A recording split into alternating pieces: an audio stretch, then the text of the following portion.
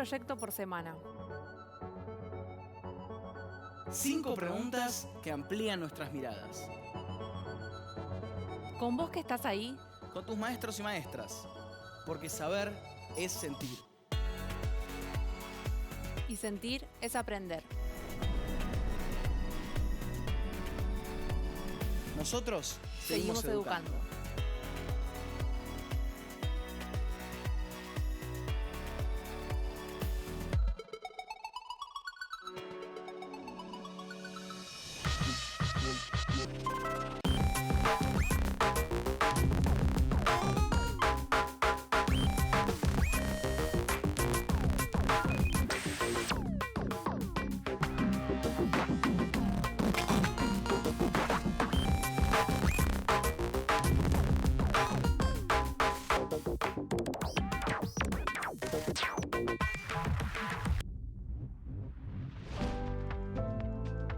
Para viajar no siempre necesitamos ir lejos. Los viajes pueden hacernos descubrir el mundo de maneras muy diversas. ¿Qué tal si nos metemos de viaje dentro de nuestro cuerpo? ¿Hay viajes dentro nuestro? Les proponemos un viaje que nos va a llevar al interior de nuestro propio cuerpo. ¿Y qué tienen en común comer y viajar? ¿Qué transformaciones se pueden producir en los alimentos?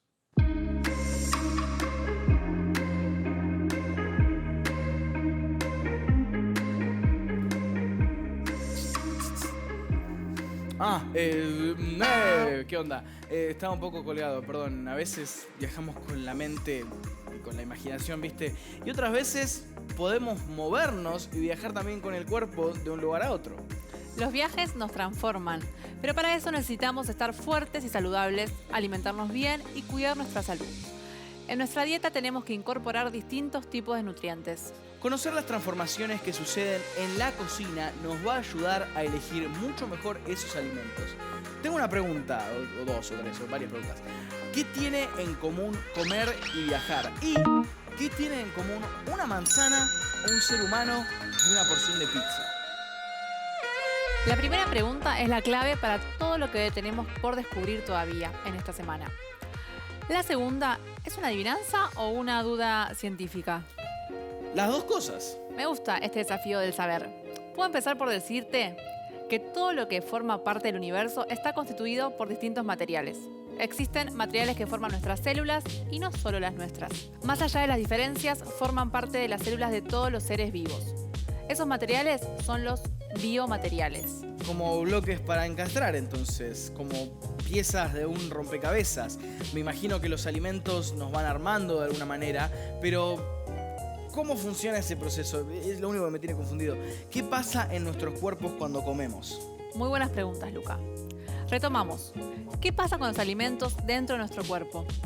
El cuerpo va a necesitar absorber tipos de nutrientes. Un primer paso para empezar a entender cómo nutrirnos adecuadamente va a ser reconocer qué tipos de alimentos incorporamos. Podemos clasificarlos en dos grupos: alimentos naturales y alimentos elaborados. La manzana sería un alimento natural y la pizza uno elaborado, ¿no? ¿Y el ser humano? Es un comensal. Bien. El chef. Muy bien. La manzana es un alimento del primer grupo. Estos se obtienen directamente de la naturaleza, como la mayoría de las frutas y las verduras. En cambio, para hacer una pizza hay que someter a sus ingredientes a un proceso de elaboración. Los alimentos naturales constituyen los ingredientes o la materia prima para la preparación de los alimentos elaborados. Entiendo. Como nos contabas recién, todos estos son llamados biomateriales, pero la pizza lleva tomate, trigo convertido en harina, que después tienen que elevar para hacer una tipo masa como esponjosa. Y también necesitamos leche, que va a hacer una transformación increíble para convertirse en el queso. Eso todo es natural. Vamos a conocer algo más acerca de los biomateriales, sus características y transformaciones. Horneamos, batimos, cortamos, trituramos, hervimos y freímos. La cocina es un verdadero laboratorio. Cuando seguimos los pasos de una receta, en realidad estamos poniendo mucha ciencia en juego. Al preparar una comida realizamos transformaciones. Algunas de estas transformaciones no modifican la composición de los ingredientes. Cuando cortamos y mezclamos ingredientes para preparar una ensalada, no cambiamos ni su gusto ni su consistencia. Los alimentos también pueden procesarse para obtener texturas especiales, como cuando rallamos el queso sobre los fideos. Queda genial porque el queso sigue siendo queso. Rallar, cortar, mezclar, batir y calentar son procesos que no cambian la composición química de los alimentos. Se mantienen intactas las propiedades como el color, el sabor y el olor de los ingredientes. En estos casos, las que se producen son transformaciones físicas. En cambio, otros procedimientos sí transforman la composición química de los alimentos. En la cocción, los alimentos se someten al calor hasta que éste provoca cambios en sus propiedades y en su composición química. Entonces, hablamos de transformaciones químicas.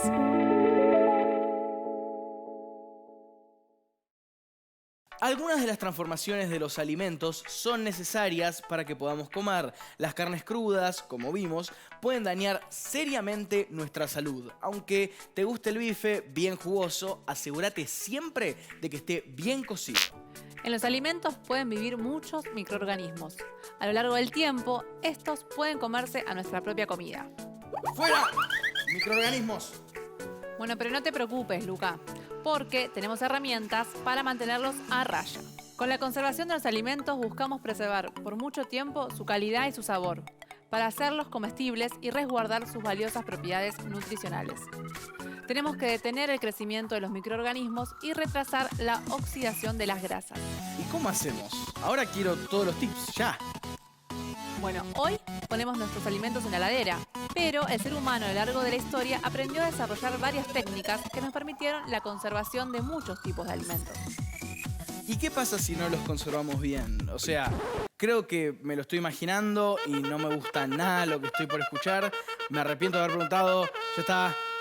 Bleh. Sí, es verdad, la respuesta puede no ser muy agradable. Una transformación indeseable puede dar como resultado la putrefacción. No solo se reduce el valor nutricional, sino que se deteriora el sabor, el olor y la textura del alimento.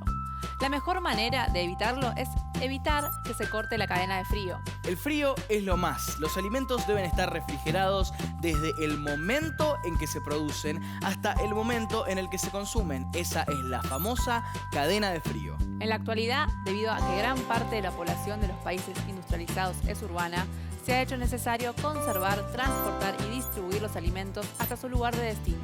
En todos esos pasos, la cadena de frío es clave para que los alimentos lleguen a tu estómago sanos y salvos. Las técnicas de conservación evolucionaron y permiten disponer de mayor variedad de alimentos. Al mismo tiempo, la importancia de retardar sus transformaciones o procesos de descomposición, por lo menos durante cierto tiempo, ha planteado en el pasado y plantea también hoy la necesidad de idear y perfeccionar métodos para su conservación. Pero no siempre fue así.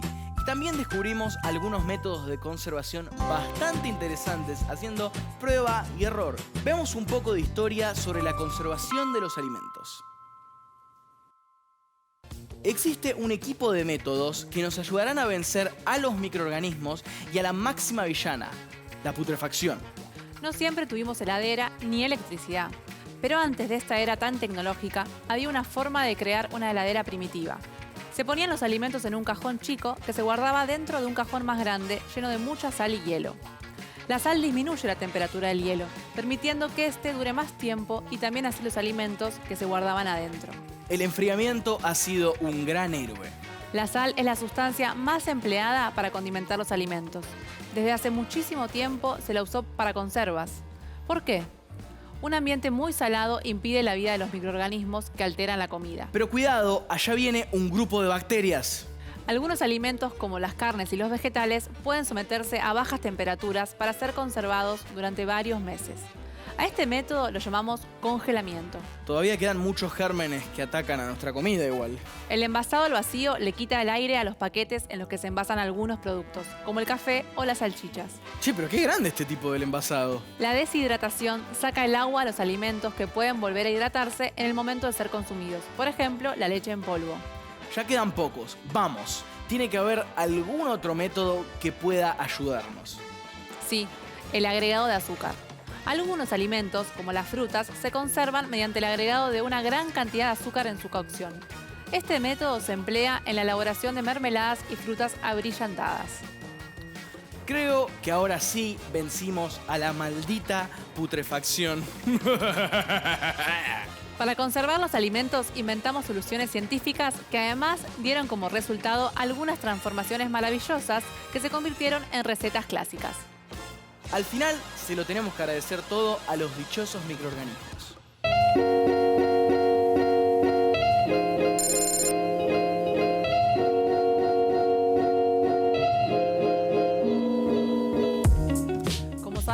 A lo largo de la historia, los seres humanos usamos distintos métodos para conservar la comida. Aunque antiguamente no se conocían los agentes que provocaban su descomposición, se utilizaban diferentes estrategias para disponer de los alimentos en condiciones adecuadas por más tiempo. ¿Qué otros métodos conocen para conservar el alimento? Nuestro experimento de hoy tiene mucho que ver con una alternativa: conservas maravillosas. Exactamente, Luca. Vamos a aprender a hacer una conserva a la antigua, con vinagre, sal y limón. Chauchas avinagradas. Lo único que no me gusta, de tener que conservarlas es que hay que esperar para comerlas. Yo quiero comer ya mismo. Pero bueno, es muy lindo cuando tenés tipo todos los frasquitos tipo acomodados en la alacena. Son muy hermosos.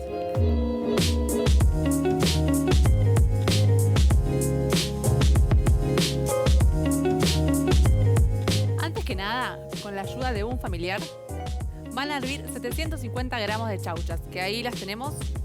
¿Se ven ahí? Para saborearse. Que por ahí para hervirlas algunos le sacan la puntita con un cuchillo. Si querés. A ver. Decime si lo estoy haciendo bien, profe. Dale. Y con ayuda de un adulto, obvio. Yo tengo todavía Obvio. 5 años, así que necesito que me ayude la profe. Con cuidado, va. Perfecto. Cuando estén listas, las van a dejar enfriar, que ahí tenemos ya. No hay que tirar el líquido de la cocción, acá queda poquitito, pero no hay que tirarlo porque también lo vamos a usar y va a servir. ¿Y cómo la servimos? Bien, van a usar el vinagre, el agua, la pimienta, acá tenemos 2 tipos de pimienta, pueden usar las 2 o las que tengan en casa, las que quieran. 2 hojas de laurel, que acá también hay laurel. Bueno, cuando estén blanditas, las cuelan, separan el líquido de las chauchas con un colador. Esto ya es el resultado de... Exacto. Ahora, ¿cómo hacemos para que sean conservas? Bien, importante, tenemos que tener frascos esterilizados. Que acá también tenemos el ejemplo con la magia. Vamos a ir rellenando cada frasco con las chauchas. Si querés puedes abrir uno. Y rellenándolo. Bien, vamos a ir poniendo todas las que tengamos. Todas las que podamos poner también, de a poquito. Cuando no quede más espacio, vamos a ir sí a agregarle los condimentos. Podemos ponerle más pimienta si queremos. El limón, el vinagre y sí, el agua que nos quedó de la cocción. Que acá no la tenemos, pero se puede poner el agua de la cocción. ¡Wow! Perfecto. Ahora los tapo y ya está. Y acá tenemos uno ya con el agua completo y con el limón, el laurel, todo lo que pusimos. Para Ahí que lo se vea. tienen. Ahí está. Antes y después. Perfecto. Muy bien, lo tapamos y ya está. Lo ideal sería este mismo frasco bien tapado, hervirlo de vuelta para que quede esterilizado y que no entre agua cuando hervimos. Bien limpio. Y anotar, cuando terminemos, la fecha de elaboración y de vencimiento. ¿Y por lo general cuánto duran estas conservas caseras? Y podemos guardarlas en la heladera por un mes. Y una vez que ya abrimos el frasco, lo tenemos que consumir más o menos en una semana. Espectacular. Y ahora la pregunta más importante. ¿Cuándo empezamos a comer, che? ¿Ya? Ya podrías empezar con alguno de estos frascos, pero si esperamos 1 o 2 días, va a quedar más rico, va a tener mucho más sabor. Está bien. Voy a tratar de ser paciente, ¿ok? La alimentación es fundamental para la vida, es la fuente nutricional que nuestro cuerpo necesita. La comida es pasión, son aromas, sabores, son gustos. Sí, y cuando comemos comidas caseras, las cosas tienen más sabor, ¿viste? Es propio. La cocina de hogar es totalmente distinta a lo que viene de afuera, lo que comemos en un restaurante. En muchos de nuestros hogares, la cocina es el lugar donde se gestan muchos de estos aspectos, ¿no? La unión, el acompañarnos, el darnos cariño. Y no solo el momento de cocinar se comparte, también se comparte la mesa familiar. Es un lugar y un momento de encuentro y de relación. Me dieron ganas de llevarme uno para compartirlo con la familia, ya que estoy, ¿eh? Muy bien, a mí también, yo también me llevo uno. Experimento de hoy: chauchas avinagradas. Ingredientes: chauchas, vinagre, sal gruesa, laurel, pimienta en grano, limón y agua. Tiene a mano también tus frascos para guardar esta conserva. Hervís las chauchas con el agua, el vinagre, la sal y la pimienta. Esperás a que se enfríe y colás. Reservá el agua de cocción. Rellenás los frascos con las chauchas y le agregás a cada una un par de rodajas de limón. Después vas a terminar de completar con el agua de cocción cada uno de tus frascos. Si los pensás guardar, esterilizalos hirviendo los frascos bien tapados. Y listo, ya tenés tus chauchas avinagradas, una conserva que no vas a poder esperar para destapar.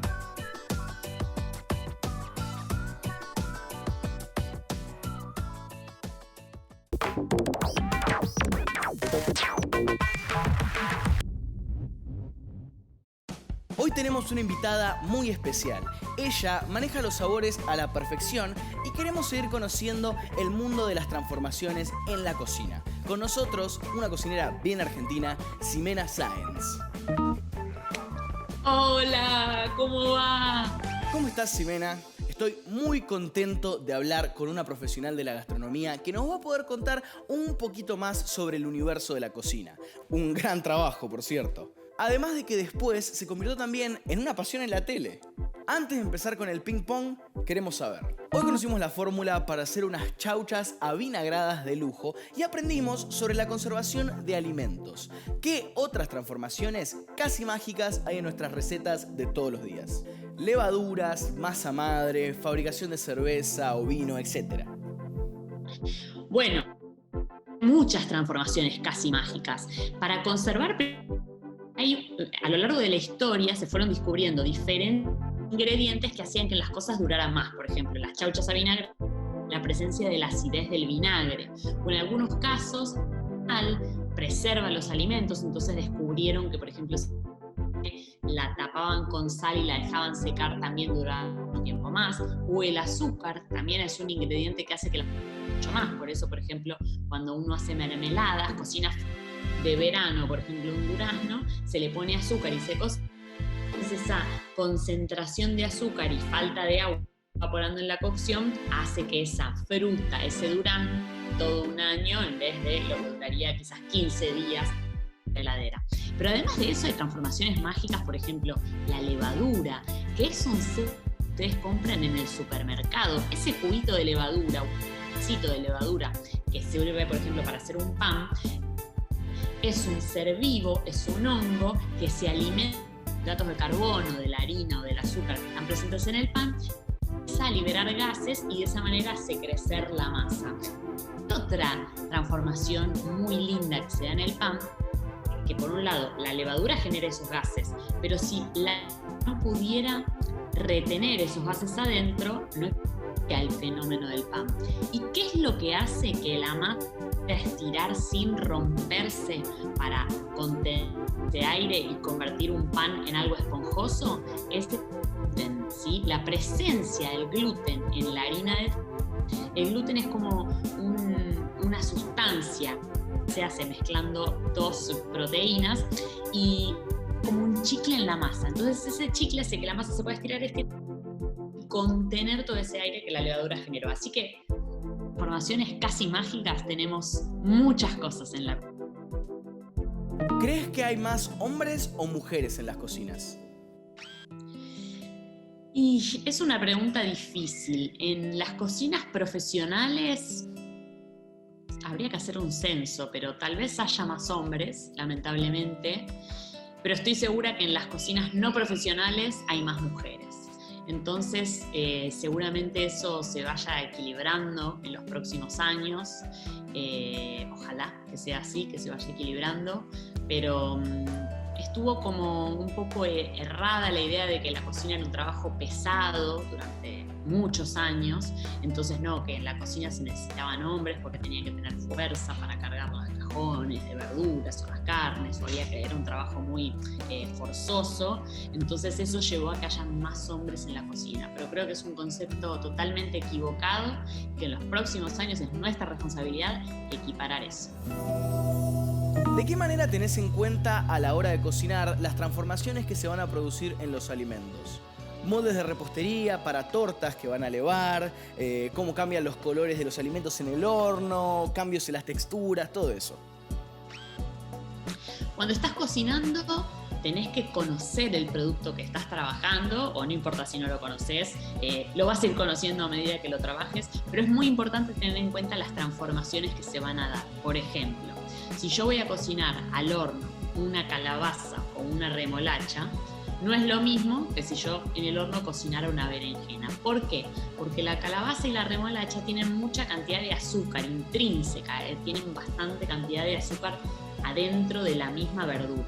Entonces, cuando yo lo cocino en el horno, eso va a empezar a calentar, a calentar, a calentar. Parte del jugo que tienen adentro esas verduras va a empezar a caer en la placa, y si eso está mucho tiempo al calor, va a empezar a caramelizar, porque dijimos que tenía azúcar adentro. A diferencia de una berenjena que tiene bajo contenido de azúcar, pero tiene mucha cantidad de agua. Entonces tal vez está mucho tiempo en el horno y lo que puede pasar es que se termine deshidratando, secando, pero no se va a quemar el caramelo. Entonces uno, cuando conoce el ingrediente con el que está trabajando, puede prever un poco qué transformaciones puede tener y puede decidir hasta cuándo. Por ejemplo, una crema de leche. Saben que si baten una crema de leche demasiado, la pueden cortar, eso suena malísimo, pero si la cortan y siguen batiendo y después trabajan con agua helada y lo lavan, hacen manteca.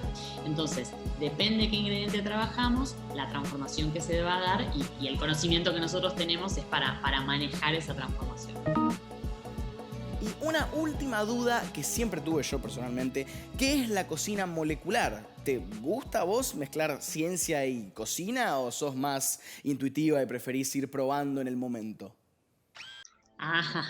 Y sí, la cocina molecular es un tipo de cocina que creó un gran cocinero que se llama Ferran Adrià en Cataluña, en España.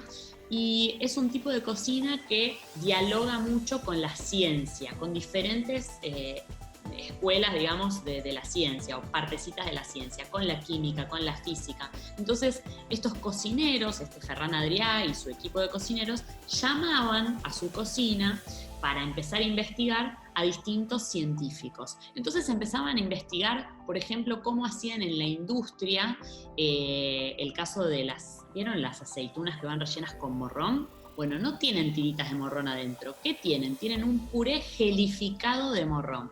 Y eso se hacía en la industria, pero en las cocinas de restaurante no se usaba. Entonces lo que ellos empezaron a hacer fue llamar a científicos y preguntarles, ¿cómo hacen esto en la industria? Bueno, con este alginato de calcio, creo que eso, no me acuerdo si es de calcio, pero es un alginato.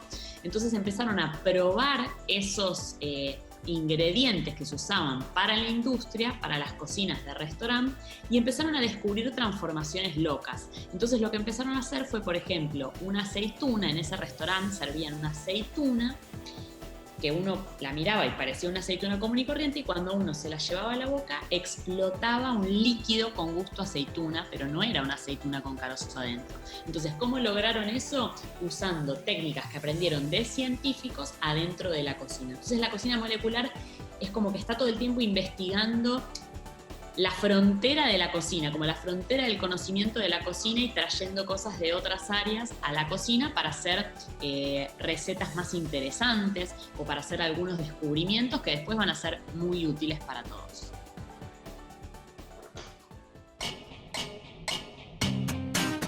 Y ahora sí, llega el momento de jugar nuestro preguntas y respuestas. Vamos a hacer un ping pong cronometrado a la perfección, donde cada segundo cuenta para saber si sos una verdadera ganadora del saber. ¿Estás lista? Tiempo al aire, ya. Primer plato que recordás haber cocinado. Lemon pie. Ingrediente que no puede faltar en tu alacena.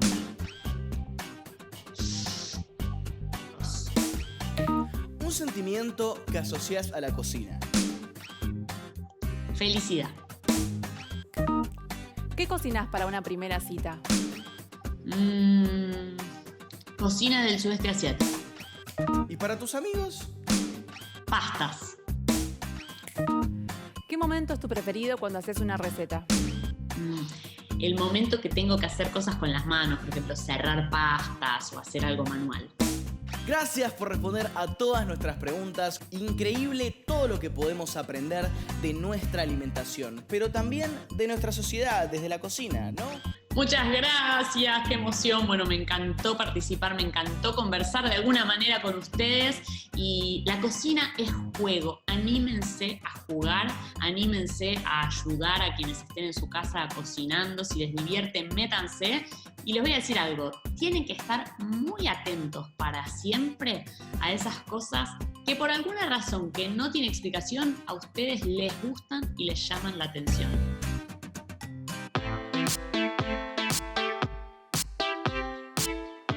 ¿Quién se ocupa de dar de comer en las casas? ¿Quién cocina? ¿Quién hace las compras? ¿Quién piensa en el menú? ¿Quién pone y sirve y levanta la mesa? Si miramos con lupa en cada uno de nuestros hogares, tal vez nos encontraríamos hoy con estas tareas un poco más repartidas. Sin embargo, históricamente esto no fue siempre así. La asignación de roles en el hogar fue muchas veces un universo dividido en dos, el mundo de la mujer y el mundo del hombre. Esta construcción de mundos no es natural, es histórica y social.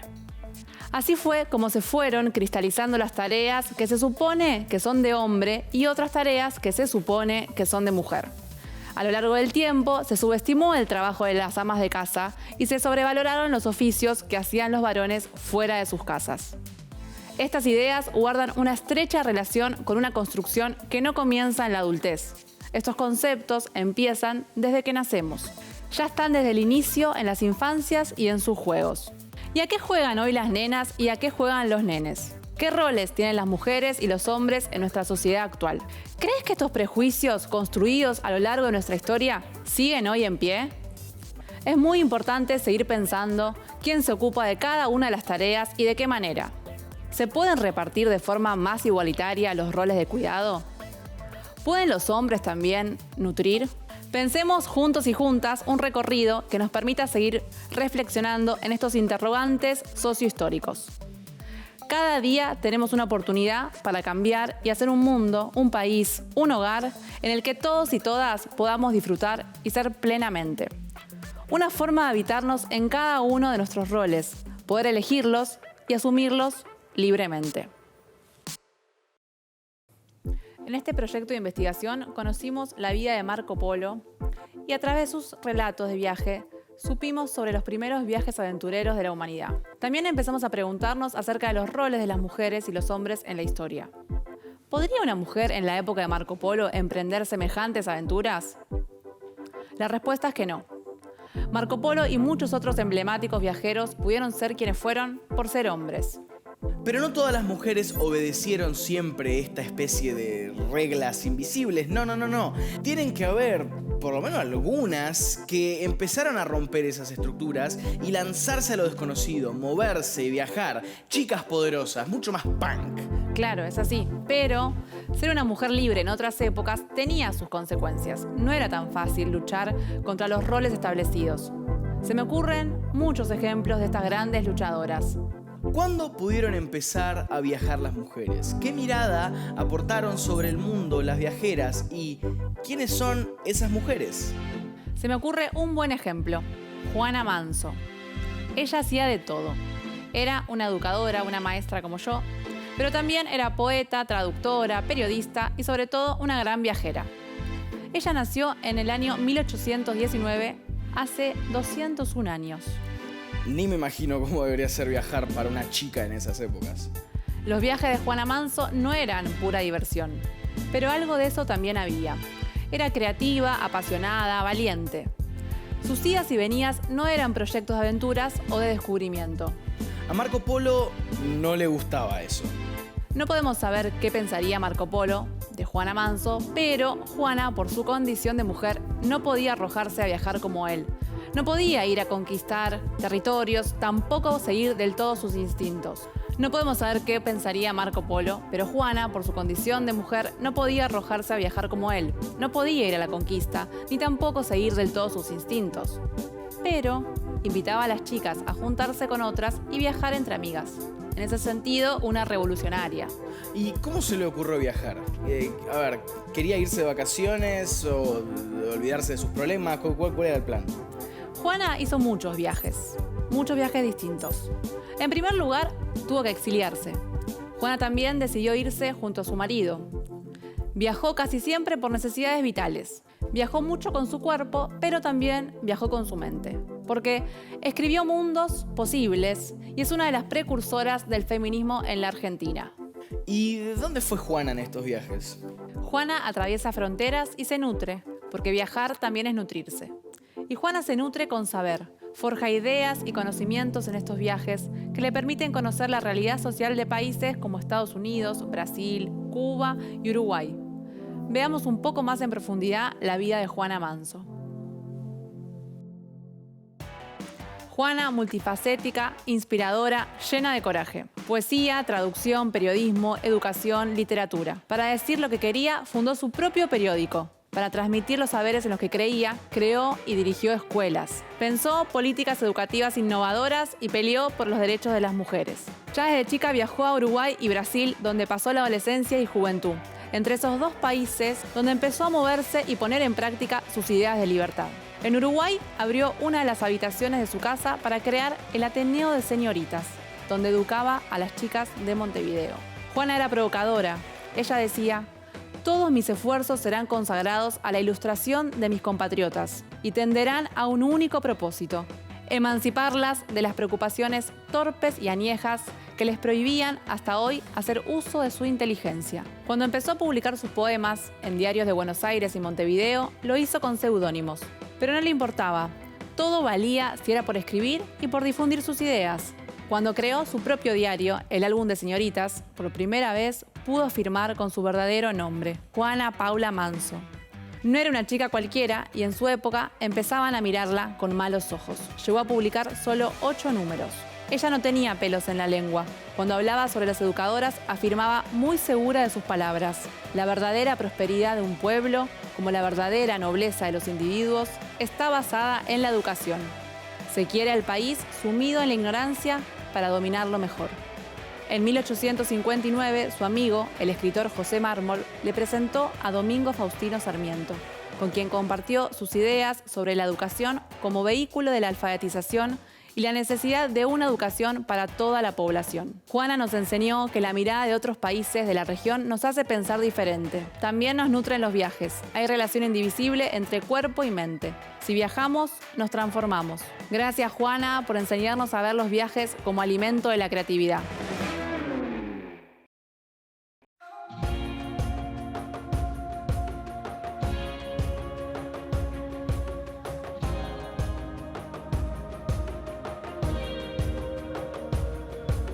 Las mujeres tenemos un vínculo con la cocina más allá de los prejuicios y los roles asignados. Muchas veces también podemos elegir este lugar y esa actividad. Hacemos de cada ingrediente un mundo y de la cocina nuestro universo creativo. Como Laura Esquivel, que además se inspiró para escribir esta receta tan particular en su libro Como agua para chocolate. Una torta puede ser una delicia o convertirse en una verdadera locura.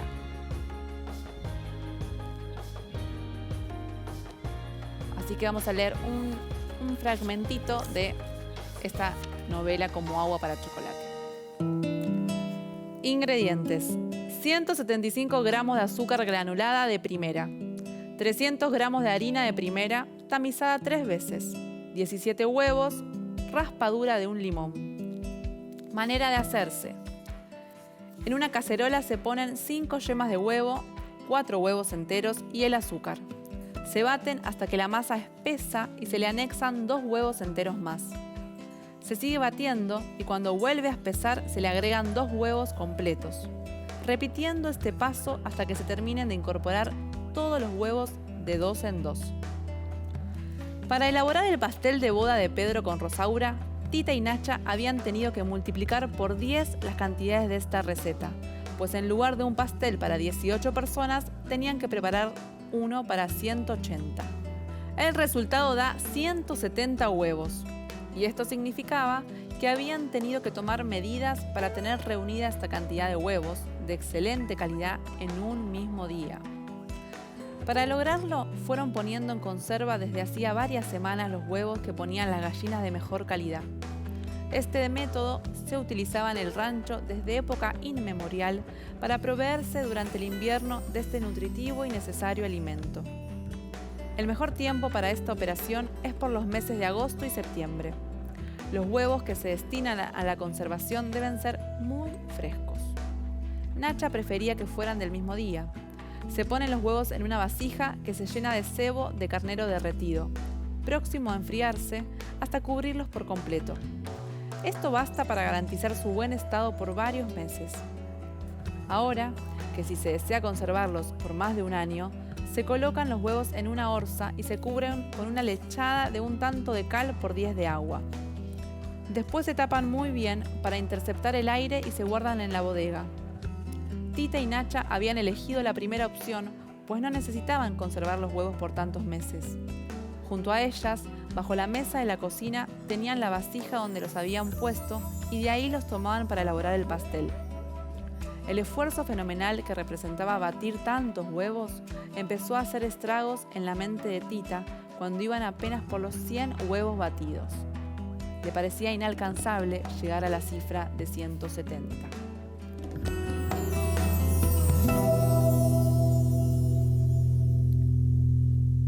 Los alimentos se transforman, las sociedades también se transforman. Hoy tenemos la oportunidad de cambiar y de repreguntarnos qué queremos conservar y en qué necesitamos más libertad. Es momento de charlar con amigos y amigas de todo el país y saber qué nos quieren decir. Hola, me llamo Mariana Liliana Carrillo, soy de Santiago del Estero, departamento Banda. Hola, soy Amadeo, tengo 11 años y vivo en Avellaneda, Buenos Aires.